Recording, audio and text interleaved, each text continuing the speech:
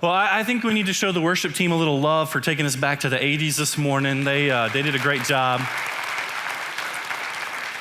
They're in the green room, but they're watching you in there. And some of you rocked out the 80s pretty good this morning. I've been getting grief from the staff because I showed up like this. And I keep telling them, this is how I dressed in the 80s. Polo, jeans, and tennis shoes. It hasn't changed. And I mean, doing a mullet's out of the question now, don't you think? I'm kind of rocking the reverse mullet. I guess if I'd started way earlier, I could have grown a rat tail and had it going back there, but back in the day. I want to start kind of with a game this morning. I want you to guess who I'm talking about. This is an artist. He was famous during the 80s as a solo performer. He actually started as a group in the 60s, changed groups in the 70s, went solo in the 80s. One of the world's most successful people. His personal fortune is millions of dollars. His boyhood home has been preserved by the British National Trust. He's been knighted by the Queen. He's the most successful songwriter in history. And he's composed songs such as Can't Buy Me Love, 8 Days a Week, Eleanor Rigby, Yellow Submarine. You're singing these in your head, aren't you? With a little help from my friends, Let It Be, Hey Jude. Of course, I'm talking about Paul McCartney. In the 60s, Paul was part of a band that unfortunately is not very well known called the Beatles. In the 70s, he joined a group called Wings, and then in the 80s, he went solo. Probably his most famous song from the 80s that was solo, well, actually it was a duet with Stevie Wonder. Anybody know? Ebony and Ivory. And I want you to listen to a quote from Sir Paul McCartney. This is when he was being interviewed by the Sydney Morning Herald. And the reporter was asking him about his long-term, ongoing dispute with Yoko Ono. And specifically, they were talking about the argument between him and John Lennon on the songs that they co-wrote together, whose name came first on the composition. And Sir Paul McCartney's response to the reporter from the Sydney Morning Herald was this: my name goes first because I'm human, and humans are insecure. Show me one who isn't. That quote is from Paul McCartney, again, arguably one of the best songwriters of all times, sharing about his insecurity. And I tend to agree with him. I'm human, you're human, and I think because we're human and our fallenness, we struggle with insecurity. We struggle with feeling that we don't add up, that we don't measure up, that we're not adequate, that we have this doubt in our abilities, in our roles that we are called to in life. And I think we can live in one of three places. We can either live in this place of insecurity, we can live in a false security, or we can live in security in God. In other words, we can live in this place of insecurity, and I'll confess to you this morning that there are certain places in my life that I definitely live in this place of insecurity. I mean, I've been a husband for almost 26 years now. I certainly struggle with being insecure in that relationship from time to time. I've been a parent for 21 years. Back when our 21-year-old was born, the night before we left the hospital, they do this thing where they take the baby, they keep the baby in the nursery, and they bring you this huge steak dinner. And like some of you who had babies back then, you remember how the hospitals used to do this? Yeah, and I think it's just like a ha-ha, you have no idea what you're fixing to get into, right? This is the last time you'll ever eat with two hands, right? And I remember the next day taking him home and you're like, oh my gosh, what do I do? He won't stop crying. What do I do? What do I do? I don't know. He's feeling so insecure and unprepared. And if I thought that was something, I had no idea what it was going to be like when they became teenagers. You wake up every morning and go to bed every night I woke up every morning, go to bed every night, feeling so insecure as a parent, as a leader.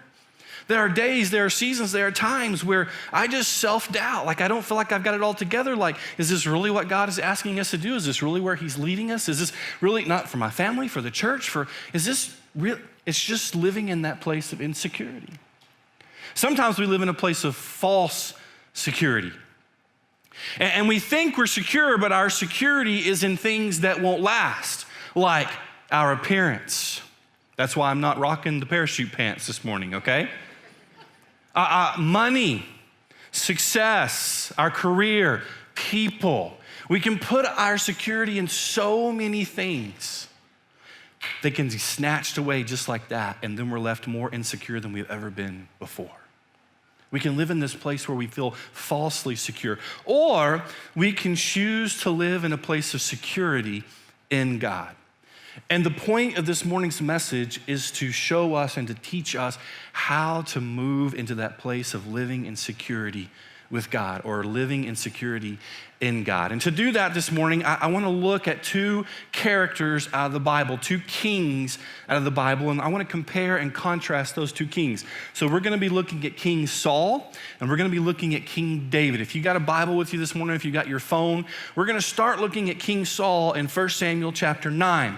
I'm not going to look at one specific passage, but we're going to be going through some selected passages in 1 Samuel. We're introduced to Samuel here, and I would encourage you to Saul here, and I would encourage you this week to go back and study his kingship and his life. And then when we get to King David, we're going to actually be looking in Psalm 91. So if you got the Bible, you can mark Psalm 91. We'll get there in a minute. If you got your phone, just be ready to click over to Psalm 91. As I talk about King Saul, we're going to look at a list of things that say we may be struggling with insecurity, okay? So these are ways that we know we may be dealing with some insecurity. This is not an exhaustive list. It's probably not a complete list. It's just some things we see off the pages of Scripture where King Saul struggled with insecurity. And we'll contrast that with King David, who we see was more secure in his relationship with God. So let's start with King Saul. The people, Saul was their first king. They had been living under a system of judges. They begged God for a king, and God used the prophet Samuel to appoint and anoint King Saul as the first king. The first time we're introduced to King Saul, here's what we see. This is 1 Samuel chapter 9, verse 2.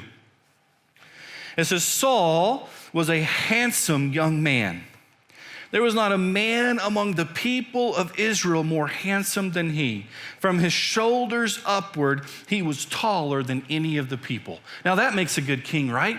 It also should make a secure person. He was handsome, he was tall, he was dark, right? Tall, dark, and handsome. Does it get any better than that?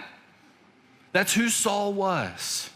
And so when we just introduced to Saul and we think, man, Saul must have been a bold person. He must have been a very confident person. He shouldn't have struggled with insecurity at all. This is who Saul is. And yet that couldn't be further from the truth. And here's why. This is number one on the list of things that tell us we might be struggling with insecurity.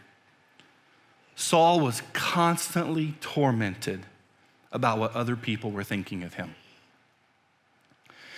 Saul was constantly tormented, and I use that word very purposely, tormented about what other people thought of him. In fact, we don't get very far into Saul's story as king. You just flip over to 1 Samuel chapter 10, verse 21. And here we're at this place where Samuel's getting ready to announce to all the people God's anointed king. I mean, like, this is the first time they've been begging for a king, and Samuel's gathered all the people together, and it's going to be, ta-da, drum roll, whatever. They're going to introduce Saul as the king. 1 Samuel chapter 10, verse 21. But when they sought him, that means when Samuel was ready to say, here's your king, he could not be found. He had hidden himself among the baggage. This was Saul's finest day. He was going to be announced the king of all Israel. But he was so concerned and so worried about what other people thought of him that he couldn't even let himself be seen. He was hiding. He was so, look, it gets worse. If you read this week, and I want you to read this week through 1 Samuel, I want you to read through Saul's kingship. I want you to read about David becoming king. I want you to go back and study all that. David, Saul lost his kingship. We'll get there in just a minute, a little bit more of that story. So God uses Samuel again to anoint David as the new king. Now, he wasn't appointed yet. It would be some 15 or 16 years before he was appointed, but he was anointed the king. And Saul lost his kingship. David comes on the scene and he fights Goliath. Nobody else would do it. Saul wouldn't do it. He defeats Goliath. And the women of the villages started singing this song. You'll find it in 1 Samuel 18, verse 7. Saul has struck down his thousands and David his 10,000s. That tormented Saul. It literally drove him mad. Literally drove him insane because he was so insecure. He was always tormented about what other people thought of him. Listen, if we struggle with insecurity, we're constantly comparing ourselves to others. And most of the time, we find ourselves here and others here. If we're insecure in our parenting, there's always parents that are doing it better. If we're insecure as a spouse, there's always spouses that are doing it better. If we're insecure as a leader, there's always people that are doing it better. If we're insecure in our appearance, there's always models that we can look to. Right? We're constantly comparing ourselves to others. Let me give you a second sign that you may be struggling with insecurity through King Saul. You accept negative thoughts about yourself. You don't just entertain negative thoughts about yourself, you accept negative thoughts about yourself. Like you believe them to be true.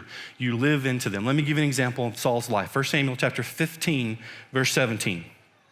Now this is where Saul has lost his kingship or is losing his kingship. He went to battle against the Amalekites. He wasn't obedient to God. And so God stripped the kingship away from him. Samuel confronts him here in 1 Samuel chapter 15. And this is what Samuel says to Saul. Though you are little in your own eyes, are you not the head of the tribes of Israel? Like Samuel was affirming to Saul that he had lived into these negative thoughts about himself, that he was nobody, that he was nothing, that he was the smallest of anyone. Listen, we may think, oh my gosh, that's actually just humility. No, it's not humility. It's a false humility. We can be falsely humble when we struggle with insecurity. We can also be falsely prideful when we struggle with insecurity. This was not a true humility. Saul literally lived into this thought that he was so little, that he was so nothing, we can do that same thing. We can begin to live into, act out these negative thoughts about ourselves. We begin to believe that they are true and we live into them. And listen, the enemy has plenty of negative thoughts for you to live into. He never runs out of negative thoughts to plant into your mind. I'll tell you last night. So this sermon was written several weeks ago. Most of my sermons are written weeks in advance, and then during the week of, they usually get tweaked and all that kind of good stuff. We were on vacation last week, and so I pulled the sermon out again last night and began to review it. And as I began to review it and study it and commit it to my heart, I just began to struggle with it. And I just began to get real frustrated with it. And I just began to say to myself, this is terrible. This is not, what is this anyway? Where am I going with this? What does it mean? Do you understand what was happening? In an effort to preach on being secure in God, the enemy was whispering insecure thoughts in my ear. Right? Like I'm about to preach a message on security and I'm becoming insecure. That's what the enemy does. He begins to whisper these things into our ears that he wants to soak into our mind and our heart. And he wants us to begin to believe that they are true and that we begin to live into those things. So we're tormented by what other people think of us. We accept negative thoughts of ourselves. Here's a third one that I would share with you. We believe, if we're insecure, we believe that we must promote ourselves. Nobody else will, so we have to. Nobody else is going to brag on us, so we have to brag on ourselves. Nobody else is going to say what a good job that we did, so we have to say what a good job we did. No one else is going to say we're a good husband or a good wife or a good leader or a good parent or a good coworker. Nobody else is going to say that about us, so we have to say that ourselves. We have to self-promote. Samuel did this after the battle with the Amalekites, which he was disobedient to God, by the way. 1 Samuel chapter 15, verse 12, it says, Saul set up a monument for himself. Like he didn't do the right thing anyway, and then here he goes, he sets up a monument to himself. He needed to promote himself. Listen, they were saying David killed his 10,000, Saul's only killed thousands. So Saul went and set up a monument for himself. Ha, take that. Here's how this works. You've all been there. You're in a conversation with several people, right? 3, 4, 5, 6 people, all in one conversation. And there's one person in the conversation that has to always up somebody in the conversation. You know what I'm talking about? Like somebody shares a story about themselves, and the person who's insecure has to share a story that's bigger and better. Somebody shares a story about the latest place they visited, and the insecure person has to say, no, I visited this place, and it's bigger and better. They have to constantly promote themselves. See? Or you're in a group conversation with a lot of people, and the conversation is going one direction, and everybody's in on the conversation, and the insecure person has to start a conversation on the side because they're not being promoted in the conversation that everybody else is participating in. Listen, I'm saying this because I think you can all relate and resonate to being in those kind of conversations, because it's always easier to see it in someone else than it is in ourselves. But we have to ask ourselves this morning, where do I self-promote? Where do I try to build myself up? Where is it that nobody else is bragging on me, so I got to brag on myself?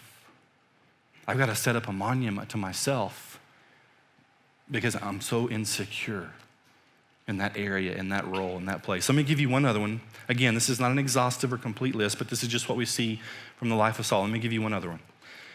We have to put others down to make ourselves look better.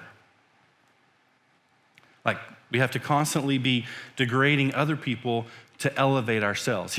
So here's how it works, right? So like, if I'm insecure in my parenting, right? Teenage boys, they don't do what they're supposed to do. It's on social media, the whole world knows, so what do?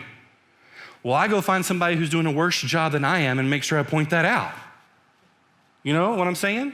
You don't believe me? Just scroll through your social media pages. We will find somebody else who in our eyes, if we're insecure in an area, they're doing a much worse job than we are, so we like to point that out so that we look a little bit better than we really are or we really think we are, right? We're constantly putting other people down to build ourselves up. Saul did this in 1 Samuel chapter 15, verse 20. This is again after the battle of the Amalekites. Listen to Saul's language. I have obeyed the voice of the Lord. I have gone on a mission on which the Lord sent me. I have brought Agag, the king of Amalek. Listen, he's promoting himself, right? I have devoted the Amalekites to destruction, but the people took the spoil. The people, God, these people, they took the sheep and oxen. They took the best of things. Listen, God, look at me. I went on your mission. I did what you told me to do. But those people, that person, listen, if you live in insecurity, you do the same exact thing. It's just easier to see it in other people than it is to see it in ourselves. So, let's look at David then. Turn over to Psalm 91. Now listen, as we get to Psalm 91, David struggled with insecurity too, okay? You can see David's insecurity in different places in his life and his kingship. But by and by, over and over, he was more secure in God, especially in his kingship, than was Saul. And so we'll look at David this morning. We're going to use Psalm 91 to do that and look at how David was secure in God. Not insecure, not falsely secure, but secure in God. By the way, Psalm 91 is just one of my favorite Psalms. Memorize it, study it. This speaks to you in so many different areas of life. I'm not going to read the entire verses of Psalm 91, but just a few of them, all right? Let's start with the first 4. Psalm 91. He who dwells in the shelter of the Most High will abide in the shadow of the Almighty. I will say to the Lord, my refuge and my fortress, my God in whom I trust. For he will deliver you from the snare of the fowler and from the deadly pestilence. He will cover you with his pinions, and under his wings you will find refuge. His faithfulness is a shield and buckler. Listen to what you hear there. Where was David's security? Where was his refuge? It was in God and God alone. And the message for you and I today is that we turn to God first. In those places of insecurity, we turn to God. If it's parenting, if it's my appearance, if it's my leadership, whatever it is, in those places, we turn to God. We don't try to fill it in false ways. We don't just live in insecurity, but we try to find our security in God. Listen to the names of God just in those first 4 verses. These are English translations of Hebrew names of God. Most High, Almighty, the Lord, my God. Those are the places we find our security, and that's where we turn first to find security, to find refuge, is to God. Let me share it to you this way. I'm gonna put a slant on one of the commandments, the 10 commandments. The third of the 10 commandments is, do not take the name of the Lord in vain. Now, most of my life, here's what I've believed about that commandment. I believe that it means not to cuss using God's name. And I believe that to be true.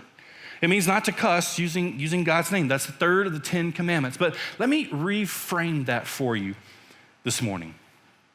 Almost 26 years ago, I stood at the altar while my bride walked down the aisle. She came down the aisle, Amy Rebecca Bolton. We said, I do, we exchanged rings, and she left the altar, Amy Rebecca Smallwood. She took my last name. Now that was a big deal, and let me tell you why it was a big deal. Amy and I were both college students. We were in Texas Tech at the time, and we didn't have, it wasn't the 80s, but almost. And we didn't have the internet. I got my first email in 1997. Like we didn't have this fancy, so like now if you're a Texas Tech student, bless your heart, you get to register online. We didn't get to do that. We had to go to the university center. We didn't even call it the sub, for crying out loud. It was the university center.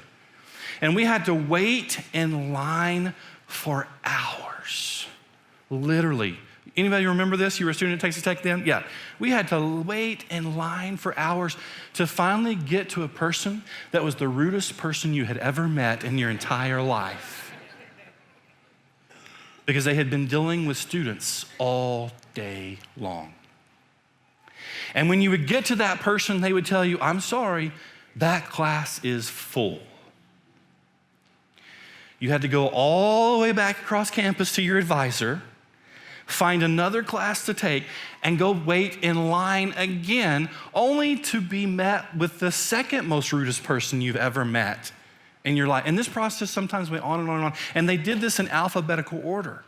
And they would reverse the alphabet from semester to semester. Amy was approaching her last year. She had to have certain classes. And it was a semester that the B's would go first. But she switched from B to S. There's another sermon in there too.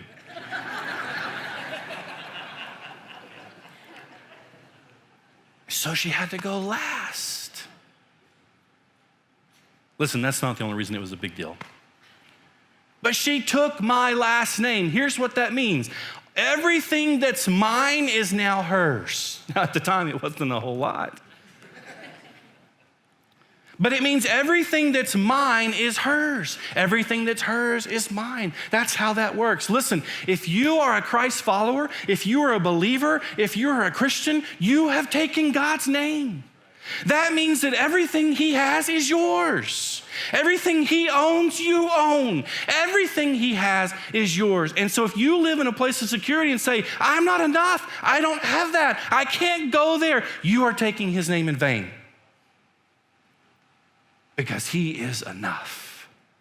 He is your refuge. He is your security. And we go through life turning to all of these places that are so false. Our looks, our money, our success, other people, our roles, our leadership. We go to all of these places. And David said, God is my refuge.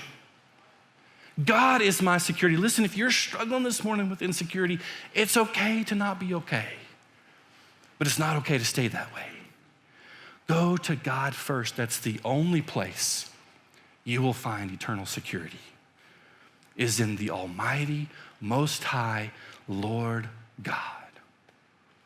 Go to God. Here, if you keep reading through Psalm 91, I'm not going to read all of these verses, but starting in verse 5 and going through like verse 13, you see David start listing all of his insecurities. Like in the next verse, he starts talking about the terror of the night. David's saying he's scared of the dark. Now, we don't know if that's like literal or if it's an analogy. We're not sure exactly what that means, but he's talking about all of these insecurities that he has, all of these weaknesses that he has. And as you progress through the Psalms, study it this week, here's what he's saying. He's saying, listen, God, I give you these things. I'm embracing them, and I want you to take them and to transform them, to change them, to help me truly find my refuge and my security in you. Let me give it to you from the New Testament. This is the Apostle Paul in 2 Corinthians chapter 12, verse 9.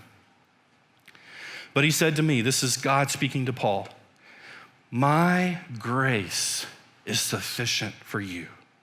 For my power is made perfect in weakness. Therefore, I will boast all the more gladly of my weaknesses so that the power of Christ may rest upon me. Here's what God is saying to Paul, that he is with us and he compensates for our inadequacies. In fact, the places where we are weak, let me say it this way, the places we are insecure, God turns that into his greatest strengths, into our greatest adequacies. And so here's what David does. He's saying in Psalm 91, I've got to own these things. I've got to embrace these things. I can't just continue to pretend that I'm okay. I can't continue to live in false security. I can't continue to live in this place. I've got to offer these things up to God. I've got to embrace them. And in that confession and in that embracing, God turns them into our greatest strengths. God uses them to the best of his strength. You may say, God, I can't be a good parent today. God says, I can. You may say, God, I'm full of doubt. God says, I am faithful. You may say, God, I'm so dysfunctional. He says, I am so complete. You say, I'm so deficient. He says, I am all sufficient. You say, I am so sinful. He says, I am so gracious. You say, I am at the end of my rope. God says, here's another rope. Take hold. It goes to all eternity. We've got to offer up these weaknesses so that God can turn them into strengths. The last three verses of Psalm 91, verse 14. Because he holds fast to me in love, I will deliver him. I will protect him because he knows my name. When he calls to me, I will answer him. I will be with him in trouble. I will rescue him and honor him. With long life, I will satisfy him and show him my salvation. David is talking about nothing except for the grace of God. Remember 2 Corinthians chapter 12, verse 9? God said to Paul, my grace is sufficient for you. Do you believe that this morning? Do you believe that in the places you are insecure, God's grace is sufficient for you? You don't have to compare yourself to others. You don't have to run others down to make yourself look good. You don't have to promote yourself. God's grace is sufficient. So I know this is 80s weekend. Next weekend, obviously, is going to be 90s weekend. And then the weekend after that, we're going to turn the century. We're going to go through the whole Y2K all over again. In 2007, Chris Tomlin composed a song called My Grace. Your grace is enough. And the chorus simply goes, your grace is enough. Your grace is enough. Your grace is enough. Look, I know there's verses and there's probably a bridge and all those other things in the song. But the chorus, your grace is enough. We sing it over and over and over again. But do you believe it? God, this morning, we come to you in humility, not a false humility, but a humility of confession. And we offer up the places to you where we struggle with insecurity. I just want you to take a minute and just do that right now where you sit. God already knows. Just agree with him the places in your life where you struggle with insecurity.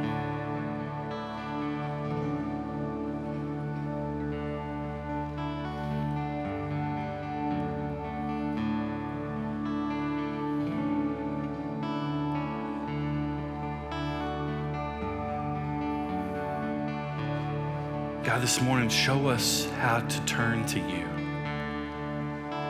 how to seek you out as our refuge, how to flee to you for our security. God, in our confession, help make those weaknesses a strength. Do a work in those things for your kingdom. And God, help us to know that your grace is enough.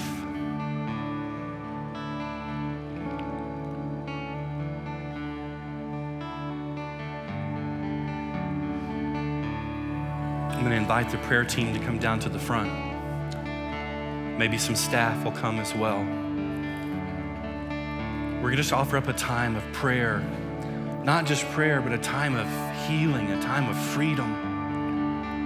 If you struggle in an area of insecurity, listen, just like Paul McCartney said, we're human, we all do. Every single one of us. The prayer team is here this morning to pray with you, to pray over you. I would just invite you to come down. Maybe you want to just come by yourself, you can do that as well. Listen, if God's calling, if he's tugging on your heart, and you refuse, you're being a King Saul and not a King David, because David turned to God as his refuge. Turn to God. Give him your weakness and rest in his grace.